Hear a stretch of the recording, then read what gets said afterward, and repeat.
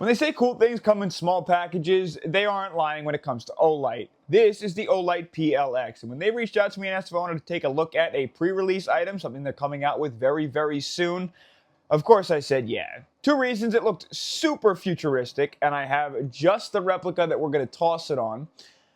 But this thing also caps out at 1,200 lumens with a 300-meter throw distance, which is really cool for a very, very small torch. And I'm really excited to check this thing out because from my understanding, there's a couple things that make this thing super unique. Everything you see here is my real opinion, and one thing that I always notice when unboxing stuff from OLIGHT is it's kind of like the Apple of torches. They are just next to none. The packaging is always super clean and everything always feels super high quality. So I am always excited to unbox one of these. Looks like we've got our torch.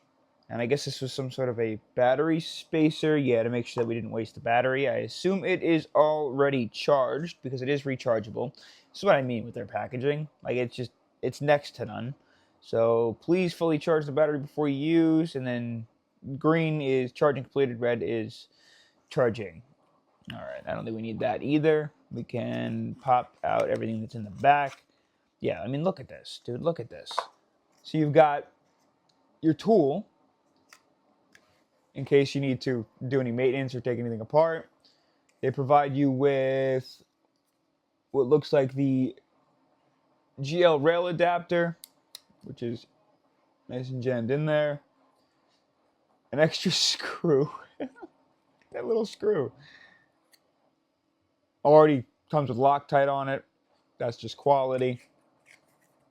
And then you're gifted a USB-C charger, and it's got this nice rubber tie on it. So obviously you can keep it all nice and together and you don't lose it. You can pack this thing right away in your carry bag or in your car or whatever you'd like to do. Obviously, if this is going to be on the replica, you'll be carrying daily, or if this is something that you play with daily. So we're just going to go ahead and I'll keep these things aside so I don't lose them, and we'll take a look at the bread and butter. This is the PLX. Now, first of all, at first glance, when they sent me the photo, it just looks super futuristic with its geometric design. It's got 3 flashlights up in the front. And I thought, what better thing to do than to throw this on something that looks futuristic. So today we're going to be utilizing the Poseidon XG8 because it looks like it's ready to just take out the alien race that's raiding us. A few key features that I'm just seeing now, obviously with OLIGHT's new designs, they've been incorporating these really small like lever style buttons to turn on the flashlight, and I really like that because instead of like regular when you had to press a flashlight inwards with a lot of the ones that you get off like Amazon, like the cruddy ones, these are a press forward. So you just have to index your finger when it's on the rail forward, which is super cool. We saw this on the last one we checked out. If you haven't seen that video, it's right up here. And from the last video as well, if you held it down, the torch stayed on. And then when you took your finger off, the torch went off. But if you wanted to keep it on, you just did a quick press, and that works just fine. It seems to be the same for both sides. Now we'll see if we have like a strobe function. I don't think we do, but usually that's it. There's a strobe function? No way! Oh, that's so cool. So it's a double press and hold, and you get that strobe function, and then just press it again to turn it off. I'm sorry if anyone has like epilepsy. Probably wasn't the best idea. That is so cool. Okay, I love a light with the strobe function. There is nothing worse than looking down at a strobe light. You're so disoriented, you have no idea what's going on. I think honestly a strobe is one of the best like self-defense, or even just during airsoft gameplay. It's unreal. There's a small little button on the back left, and it looks like it's got like a light facing downwards and a light facing upwards. When we turn this guy on, both lights at the top are on, and boy, do those get hot already. If we slide this up, I imagine the other light turns on. Yeah, that's like a warmer light. I don't know if those are like particularly different, Maybe one's like a beam, and then the other one, yeah, this one looks like more of a beam. I don't know, I'm gonna have to read the directions. Kind of just bumping through the instructions to try and figure out what the difference is between the lights. And it looks like the basis is the spotlight and the floodlight. That's just really gonna change your brightness, whether it be low or high brightness. And also change the amount of time that you should have battery life. So it looks like your spotlight will run for 900 lumens, and at its lowest setting, like 2 hours and 25 minutes. The floodlight will run at its highest at 1,200 lumens and low 300 lumens, and that'll run for 1 hour and 55 minutes. So that's kind of cool. It also looks like we got some drop resistance, some water resistance. All good stuff. That's what we like to see.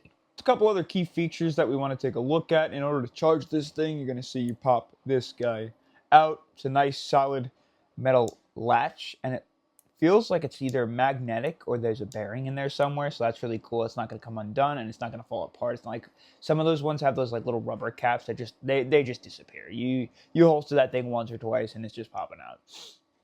Well, that's awesome to see. And then your mounting hardware. So the mounting hardware on this thing is kind of unique. I recall from previously, yeah, okay, so it's as simple as just sliding this guy around to adjust where you need it to sit on your rail, because all rails tend to be different on different platforms. And then it should be spring, yeah, it's spring assisted in order to latch onto the rail, and then all we have to do is screw this guy in to tighten it down all the way. So we'll just see where we need this to sit. I'll just kind of put it in like a midpoint. I want this as close to the trigger guard as possible, and it looks like we have to move that forward a bit, because you can see that's getting stuck on the rail there. So let's just pop that forward a little, and maybe we can go a little bit further forward. I guess all the way. Yeah, that's gonna be fine. We'll press the button, and we'll latch it on the rail. Its connection to the rail is super slim. There's really not much like grabbing there. I don't know if you could see that, but the gripper is super narrow to begin with, so that's not the platform we're using. That's just how narrow it is. And then we should be able to just take this guy and tighten it down. There's definitely a ball bearing in there somewhere. You could hear it clicking. I don't know if you could see it either. Hopefully the 3D printer is not drowning out that sound. That's just going to squeeze us down, tighten us on as much as possible. And that's not going anywhere. That is nice and snug. Check that out. I feel like that looks awesome on the XG8. Like, that just looks like it belongs there. It just got like those geometric patterns and stuff. It just looks futuristic, and the black blends into the black with the lower and the top. And again, with that new button system, it's awesome, because all you have to do, again, finger, if it's on the trigger, right? You got your thumb, and just press and release. And, oh, okay, hold on. I think it's a little bit too tight, because the button is getting stuck. There it is. That's better. And we're good on this side. Okay, the button stayed on for a second. Okay, don't screw it too tight if you got a thick trigger guard. This thing's trigger guard is super thick. But again, it's simple. Press down and release. Press down and release. And again, if you're just looking to clear a room, take a look. Make sure nothing's like, you're just using the beams. You're just gonna straight forward. You don't have to like push inwards. It's much more comforting to press forward onto that button, because the rest of the grip is locked solid between your 3 other fingers, which is cool. And again, let's see how easy it is to strobe function that. So you press and hold and release, press, keep it on, and then strobe, and then press it again to turn it off. Why don't we take this thing outside at night? All right, one more thing before we do. I just want to see, I thought it'd be really funny, see if it would fit on my concealed, because it's super small. I'm looking at it now, and I don't think it will. I have yet to find one that will. I mean, it's on there, but you can see the little rail attachment piece. It just does not want to. It won't latch itself. Yeah, it doesn't get all the way on the rail, and then the rail attachment piece will not seat far enough back. So it doesn't fit, obviously. Right, so we're outside in the dark with the flashlight on, and I'm going to turn off our flash on the camera, and we'll see what it looks like in the dark. All right, here we go. The single light on the base. Take a look at that. So it looks like we got like an aggressive beam in the center, and that kind of flares out towards the outside. And then we'll switch it off to the high beam function here. Now let's take a look at how that looks. That's kind of evil. Take it to the back.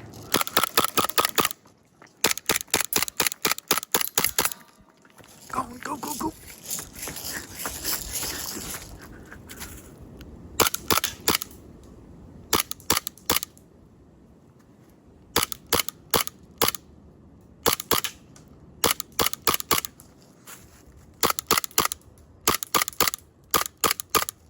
Go, go, go.